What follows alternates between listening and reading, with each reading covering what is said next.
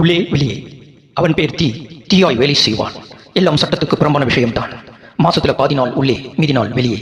இதுதான் அவன் ஜாதகம். மகாகுடியன், அரசியல் கட்சி ஒன்றில் தீவிர விசுவாசி. தப்போ சரியோ உலக அரசியல் வரை பேசுவார். ஆனால் வீட்டு சூழ்நிலை பற்றி ஒரு நாளும் கவலைப்பட்டதே இல்லை.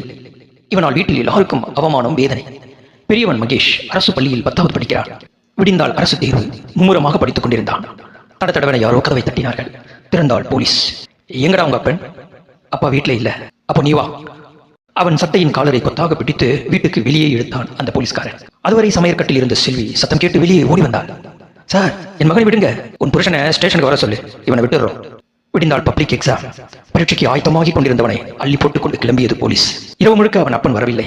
வர முடியாத நிலையில் போதையில் அவன் எவளோடு படுத்திருந்தான்.